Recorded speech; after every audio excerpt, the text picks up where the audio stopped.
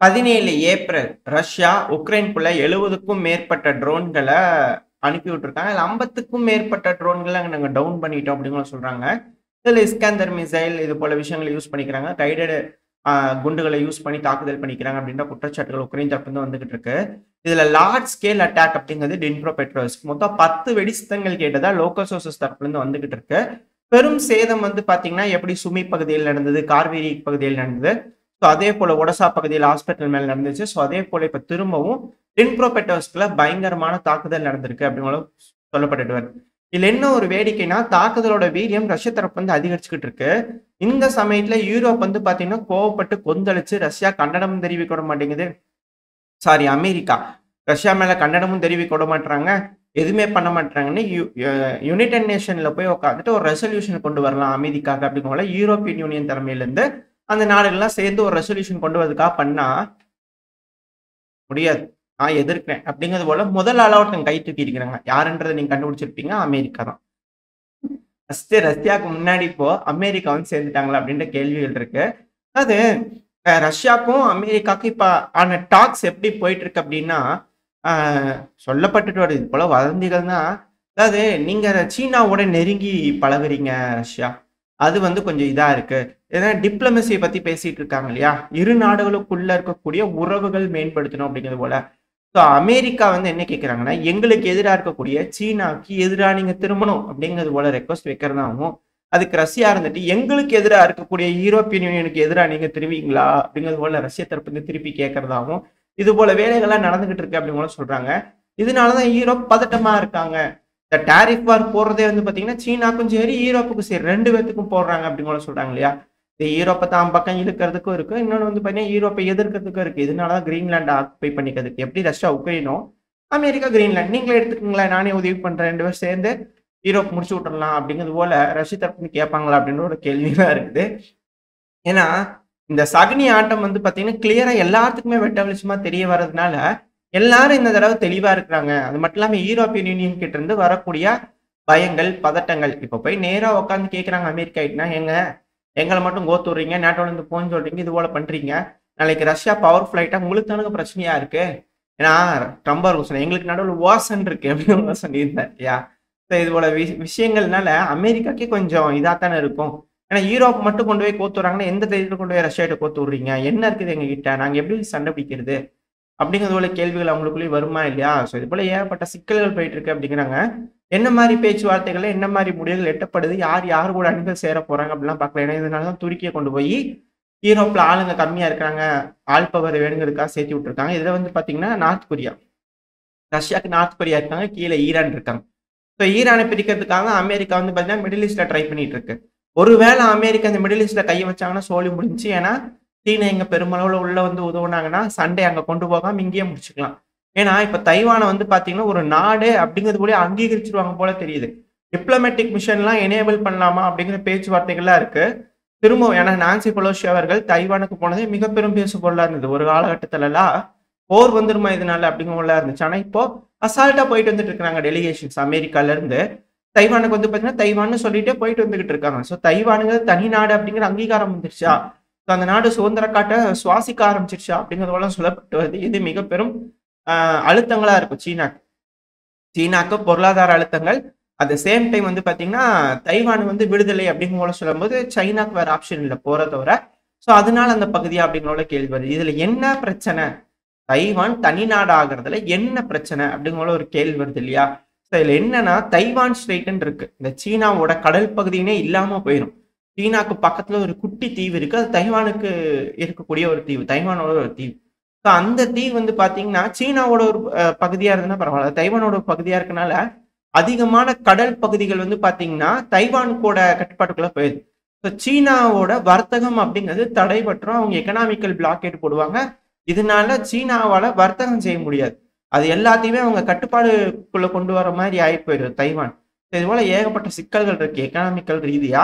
ரெண்டாவது சீனா வந்து பாத்தீங்கன்னா இதுக்கு ஆல்டர்னேட் என்ன பண்ணலாம் அப்படின்னா Middle East corridor, India Europe Middle ஈஸ்ட்ல இவங்க தனியா ஒரு காரிடோர் வச்சிருக்காங்க இல்லையா, சைட்ல மேப்லோட இருக்கும். இந்த காரிடோர்ல சென்ட்ரல் ஏஷியன் நாடுகளோட உதவிகள் தேவை. இப்ப சமீப காலமா சென்ட்ரல் ஏஷியன் நாடுகள்லாம் வந்து பாத்தீங்கன்னா துருக்கிக்கு எதிராக திரும்பி இருக்காங்க. எப்படி துருக்கி வந்து கொசோவாக்கு ஆதரவு கொடுக்குறாங்களோ அதே போல சைப்ரஸ்ல வந்து பாத்தீங்கன்னா இருக்கக்கூடிய துருக்கியோட ஆளுங்க வந்து செப்பரேட்டிஸ்ட், அவங்க தான் இங்க பிரச்சனையை களங்கம் உண்டாக்கிட்டு இருக்கிறாங்கன்னு சொல்லி சென்ட்ரல் ஏஷியன் நாடுகள்லாம் ஒரு மனதா வந்து பாத்தீங்கன்னா முடிவுகள் எடுக்கிறாங்க. ஸோ சென்ட்ரல் ஏஷியன் நாடுகள் சீனாக்கு ரஷ்யாவுக்கு ஆதரவா திரும்பிட்டு இருக்கிறாங்களா அப்படின்ற கேள்விகள் வருது. சமீபத்துல கூட ரஷ்யா வந்து பாத்தீங்கன்னா தஜிகிஸ்தான்ல வச்சு ட்ரில்ல முடிச்சாங்க, ட்ரில் எல்லாம் செஞ்சு முடிச்சாங்க. சீட்டோ நாடுகளாகவும் இருக்காங்க. ஸோ இதனால இவங்களாம் ஒருங்கிணைறாங்களா? இப்ப கஜகஸ்தானோட ரோல் என்னவா இருக்கும்? நாட்டோட ஆஃபீஸ் ஓப்பன் பண்ணலாம், அது பண்ணலாம், இது பண்ணலாம்ல ஏகப்பட்ட விஷயங்கள் இருந்துச்சு. ஸோ வெயிட் பண்ணி பார்க்கணும் கஜகஸ்தானோட மனப்பான்மை எப்படி இருக்க போது, ரஷ்யாவுக்கு ஆதரவா இருக்க போறாங்களா என்னன்னு. ஒன்ஸ் இந்த மிடில் ஈஸ்ட் இருக்கக்கூடிய சென்ட்ரல் ஏஷியன் நாடுகள்லாம் வந்து ரஷ்யாக்கு ஃபேவரா சீனாக்கு ஃபேவரா மாறிட்டாங்க அப்படின்னா என்டையர் சாப்டர் க்ளோஸ் ஆயிரும். யாருக்கு? யூரோப்பியன் யூனியன், துருக்கிக்கு, அமெரிக்காக்கு. ஏன்னா இந்த இடத்துல வலுவான அணிகள் சேர்ந்துரும். இந்த அணிகள் சேர விடாம இருக்கிறதுக்காக தான் மிக பெரும் அளவுல பேக்ரவுண்ட்ல வந்து பாத்தீங்கன்னா ஏகப்பட்ட காய் நகர்வுகள் நடந்துகிட்டு இருக்கு அப்படிங்களும் சொல்லப்பட்டார். இப்போ திரும்பவும் வந்து 19ஆம் தேதி அமெரிக்காவுக்கும் ஈரானுக்கு நடுவில் பேச்சுவார்த்தைகள் இருக்கு. அது எந்த மாதிரி நடக்க போகுது, சுமூகமா போக போதா இல்லை எப்படி என்ன ஏதுங்கெல்லாம் பார்த்துலாம். அந்த இடத்துலயும் சிக்கல் தான். அதே நேரத்தில் இஸ்ரேல் வந்து பாத்தீங்கன்னா எல்லாத்தையும் தாக்குதல் பண்ணிருக்காங்க. காசாலாம் தினந்தோறும் நடக்கக்கூடிய தாக்குதல் தான். இப்போ திரும்பவும் ட்ரோனை யூஸ் பண்ணி கார் மேல ப்ரிசைஸ்ட ஸ்ட்ரைக் பண்ணிக்கிறாங்க சவுத் லெபனான்ல அப்படிங்கிறது போல வந்து பார்த்தீங்கன்னா செய்திகள்லாம் வந்துகிட்டு இருக்கு. இது போல டார்கெட்டட் ஹை லெவல் ஆளுங்களெல்லாம் வந்து பார்த்தீங்கன்னா ஹிஸ்புல்லாவோட ஆளுங்கள்லாம் குறி வச்சு எலிமினேட் பண்ணிட்டு இருக்காங்க இஸ்ரேல் அப்படிங்கிற தகவல்கள் தொடர்ந்து வந்துகிட்டு இருக்கு. சிரியா, துருக்கி, இஸ்ரேல் இந்த ஏரியால வந்து பார்த்தீங்கன்னா சிக்கல்கள் வருது. இப்போ ஒருவேளை இந்த சிரியாக்குள்ள அமெரிக்கா இந்த மிடில் ஈஸ்ட்லாம் யுத்தங்கள் பெருசாகுது அப்படின்னா சிரியாலையும் அவங்களோட அழுத்தங்கள் பெருசா இருக்கு அப்படின்னா துருக்கிக்கும் அமெரிக்காக்கும் அந்த இடத்துல சிக்கலாயிருமா அப்படின்ற கேள்வி வருது. துருக்கிக்கு இஸ்ரேலுக்கு சண்டை வர்றதுனால டேரக்டா துருக்கி எந்த சைடு போவாங்க அப்படின்ற கேள்விகள் இருக்கு. ஏன்னா திடீர்னு நீங்க கை குலுக்கிட்டு இருக்கும்போது திரும்பி நின்ட்டாருன்னு என்ன பண்றது அப்படின்ற கேள்வி வருது இல்லையா? இது போல ஏகப்பட்ட சர்ச்சைகள் இருக்கனால ஏன்னா இங்க சைப்ரஸ்ங்கிறது வந்து பாத்தீங்கன்னா கிரீஸோட ஒரு பகுதி தான், யூரோப்பும் இருப்பாங்க. யூரோப்னு துருக்கி ஃபேவரா இருக்க போறது இல்ல. அந்த இடத்துல துருக்கிக்கே மிக பெரும் சிக்கல் தான். யூரோப்பை நம்பியும் போக முடியாது, அமெரிக்காவை எதிர்த்தும் போக முடியாது, யூரோப்பாக்கு ஆதரவாகவும் போக முடியாது, ரஷ்யாவுக்கு ஆதரவாகவும் போக முடியாது. ஏகப்பட்ட இடங்கள்ல அவங்க கத்தி குத்துவாங்கிறதுனால அவங்களோட நிலைமை ரொம்ப இக்கட்டா இருக்கு அப்படின்னு சொல்லப்பட்டு வருது. ஸோ ஜியோ பாலிட்டிக்கல் மூவ்ஸ்ல நாடுகள் பார்த்து பார்த்து காய் நகர்வுகள் செஞ்சுட்டு இருக்காங்க அப்படிங்கிறது மட்டும் புரிஞ்சுக்க முடியுது. ஸ்டேட்மெண்ட்ஸ் இல்லை வேற ஏதாவது முடிவுகள் ஏதாவது ஒரு நாடுகள் அணி சேருது என்ன ஏதுங்கிறது வந்துச்சுன்னா பார்க்க ஆரம்பிச்சலாம்.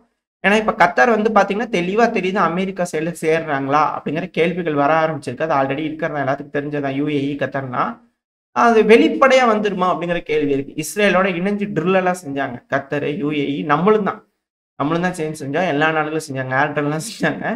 ஸோ இது போல விஷயங்கள் அது கிரீஸு. ஸோ இந்த நாடுகள்லாம் சேர்ந்து செய்யறதுனால துருக்கிக்கு எதிராக இருக்கிறாங்க, அமெரிக்காவுக்கு ஆதரவாக இருக்காங்க.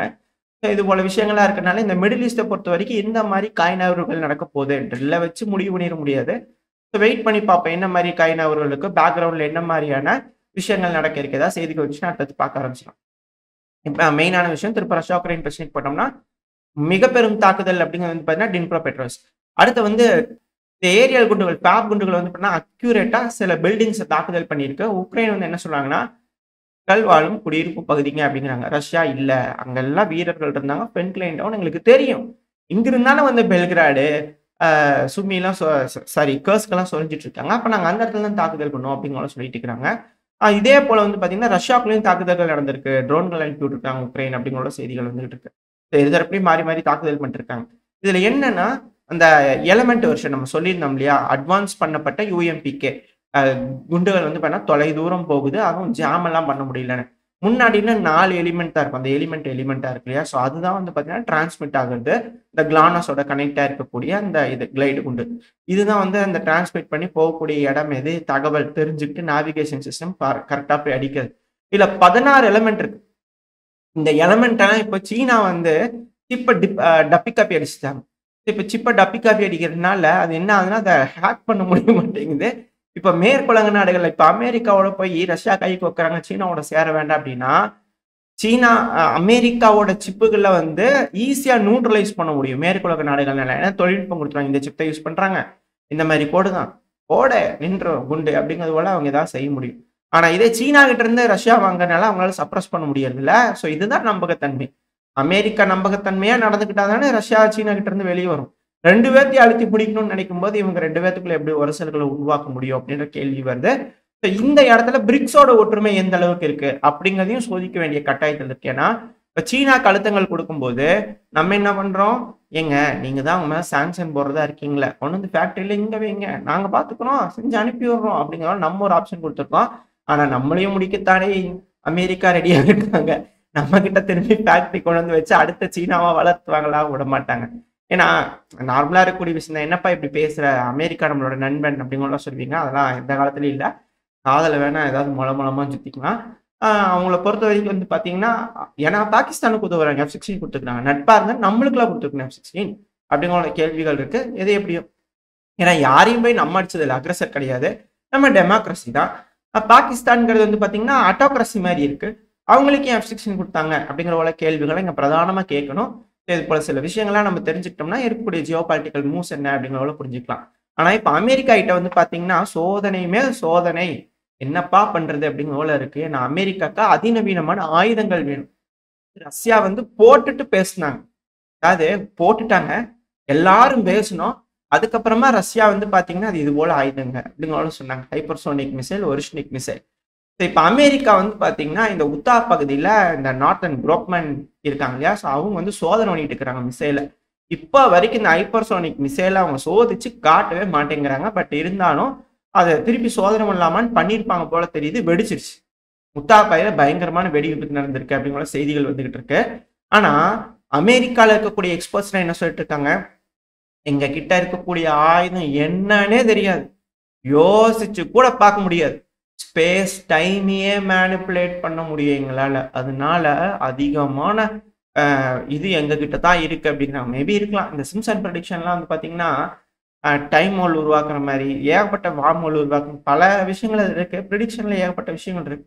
அவங்களுக்கு வந்து அட்வான்டேஜ் கிடைக்கும். ஸ்பேஸ் டைமையே மேனிபுலேட் பண்ணுவோம் அப்படிங்கலாம் சொல்றாங்க. என்னமோ அதிரி புதிரியான ஆயுதம் வச்சுக்கிறாங்க. மொத்தம் முடிக்கலான்னு பிளான் வச்சுக்கிறீங்களா? அப்படிங்கிற கேள்வி இருக்கு. ஸோ பார்ப்போம். அமெரிக்கா பெருமளவுல தயாராயிட்டு இருக்கு. என்னமோ வச்சிருக்கிறாங்க அமெரிக்கா. என்னமோ இருக்குதுப்பா அமெரிக்கா கிட்ட அப்படிங்கிறது போல இருக்கு. நான் ரஷ்யா கிட்ட ஒரிஜினல் இருக்குது அப்படிங்கிறது மட்டும் பார்த்தாச்சு. அது மட்டும் இல்லாம மரியா ஜரக்கா அவர்கள் வந்து வேணா வார்னிங் குடுத்துக்கிறாங்க. உங்களோட டாரஸ் மிசைல் எங்க மேல விழுந்துச்சு. நீங்க டைரக்ட்டா போர்ல என்ட்ரி ஆயிட்டீங்க அப்படிங்கிறது போல நாங்க கன்சிடர் பண்ணிக்குவோம் அப்படின்னு கூட சொல்லிட்டாங்க. இந்த நியூக்ளியர் அம்பர்லா அது எல்லாமே ஓகே தான். ஜெர்மனி கிட்ட அணு ஆயுதம் இருந்தாதான் அவங்களோட டாரஸ் மிசைலுக்கு பாதுகாப்பு. ஒன்ஸ் விழுந்துருச்சு ஜெர்மனி கிட்ட அணு ஆயுதம் இல்லைன்னா சிக்கல் தான். குடுத்துருவாங்களா ஒரு வேளை அணு ஆயுதத்தை ஜெர்மனி கிட்ட அப்படின்னா அதுவும் முடிஞ்சிச்சு. அது நடந்துச்சு. ஜெர்மனி வேர்ல்டு லீடர் ஆகிறதுக்கான வேலைகளை அடித்தளத்தில் இருக்கிறவங்கள செய்ய ஆரம்பிச்சிருவாங்க அப்படின்னு சொல்லப்பட்டது. ஸோ ஜெர்மனியை நம்பி அணு ஆயுதம் கொடுக்க முடியாது. ஜெர்மனியை அணு ஆயுதம் செய்ய விட முடியாது. ஸோ ஜெர்மனி டாரஸ் மிசைலை கொடுத்தாங்கன்னா அடி வாங்குறது உறுதி. அது என்ன அடி வாங்குது, என்ன சேதம் சந்திக்குதுங்கிறத பார்த்துட்டு மற்ற யூரோப்பியன் யூனியன் நாடுகளாக உள்ள போலாமா வேண்டாமா அப்படிங்கிறது போல முடிவுகள் எடுப்பாங்களான்னு கேள்வி இருக்கு. இந்த சமயத்துல வந்து பாத்தீங்கன்னா பின்லாண்டோட பிரசிடென்ட் இருக்கிற இல்லையா அலெக்சாண்டர் ஸ்டப் அவர்கள் அவர் என்ன சொல்லிக்கிறார் அப்படின்னா, உக்ரைன் எப்படி நல்ல நண்பர், நல்ல மனிதர் ஜெலன்ஸ்கி அவர்கள் என்ன சொல்றாரு அவரு? இப்ப இருக்கக்கூடியதுல எந்த கண்டிஷனும் இல்லாம, எந்த ஒரு இதுவும் இல்லாம சீஸ்ஃபயருக்கு நான் ஒத்துக்கிறேன் அப்படிங்கிறாருல. இப்போ அதே போலதானே ரஷ்யாவும் சொல்லணும். இதுதானுங்க நல்ல மனிதர்களுக்கு அழகு. ஜெலன்ஸ்கி பாருங்க தங்கமான மனிதர். எந்த ஒரு கோரிக்கை இல்லாம, எந்த ஒரு இதுவும் இல்லாம, கண்டிஷனும் இல்லாம சீஸ்ஃபயருக்கு ஒத்துக்கிறாருங்க. என்ன இப்ப இருக்கிறத அப்படியே நிறுத்தணும். சண்டை ஒரு குண்டு ஃபயர் பண்ணா அப்படியே நிறுத்ததுக்கு ஒத்துக்கிறாரு. அதே போல ரஷ்யாவும் ஒத்துக்கணும் அப்படிங்கிறாரு. எல்லாருக்கும் கேட்க தோணுதா இல்லையா? ஆளுக்கு பலருக்கு கேட்க தோணுது. பட் இருந்தாலும் கை ஓங்கியாச்சு. உக்ரைன்ல ஆளுங்க இல்ல, ஆயுதங்கள் இல்ல, ஒண்ணும் இல்ல. இப்போ வந்து சீஸ்ஃபயர் எப்படி இது 2022லயே நாட்டோல சேரல அப்படின்னு சொல்லி தான் பிரச்சனை முடிஞ்சிருக்கும்ல அப்படிங்கிற கேள்வி இருக்கு.